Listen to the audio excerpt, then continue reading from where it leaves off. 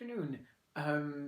We looked earlier. It's now the afternoon when I'm filming this. I filmed all the other ones with energy this morning. That was the afternoon. We looked this morning at what the kinetic energy, and gravitational and spring potential energies were. We kind of need to link them together. Have one final piece of the puzzle before we can link everything together, rather. And that piece is the work. So, like many other things in physics, work is a word that has a very specific definition, a very specific meaning, and it's best expressed. That's what the work is. Expression of the work, quantitatively, is the dot product in between the force vector and the displacement vector of an object. The force vector of a force, and the displacement, the overall displacement of an object. Qualitatively, the work is a transfer of energy, a transformation of energy from one type into another. Because of this dot product, not every force will do a work with respect to any displacement. Only a force that has one of its components, or that can be broken down into components with one of them parallel to the displacement vector, only such a force will cause a work.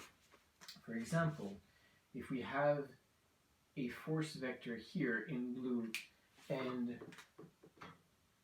a displacement vector here in red for some object that's right over here, it doesn't matter what it is. It doesn't matter also where those two vectors are with respect to the x and y axis. Take, for example, this to be the origin, and you have up here the y-axis, and over here the x-axis, if you want one. Doesn't matter where they are. As long as you have this, the two vectors will have an angle in between them. What we can do is find what the component, or rather, we can break down this force vector into two components. One that we call the F parallel component, and the other the F perpendicular component. We could do the same with the displacement vector, but I'll focus just on the force. What ends up happening here, because remember, we can play with the order of a multiplication, the order in which the terms appear in a multiplication at will. We can rewrite this as f cos phi times d. And this, well, here we have a right-angled triangle. F cosine of phi is f parallel. What we're trying to find, or what we're finding with the work, is just the parallel component of the force to the displacement. This means that only a force vector that has a component that can be parallel or anti-parallel to the displacement will create a work. This equation assumes you have a constant force and a linear displacement, the displacement along a straight line. It assumes that the magnitude of f doesn't change and the angle between d and f doesn't change. The more complex real form is different and it involves integrals.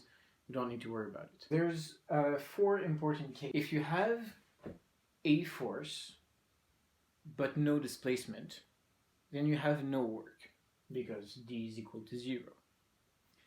If you have a displacement but no force, no work because you have no force. If the angle phi is 90 degrees, which means the force vector is perfectly perpendicular to the displacement vector, then you also have no work. Cosine of 90 is 0. If you have the force component aligned with the displacement, the F parallel component aligned with the displacement, you will have positive work. And if your force component is not aligned with the displacement, you will have a negative work. For if a force does positive work, we say that it gives energy to the object. If it does negative work, it takes energy from the object.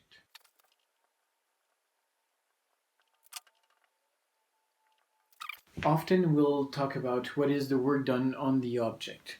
Does it gain energy or lose energy? This is what we mean.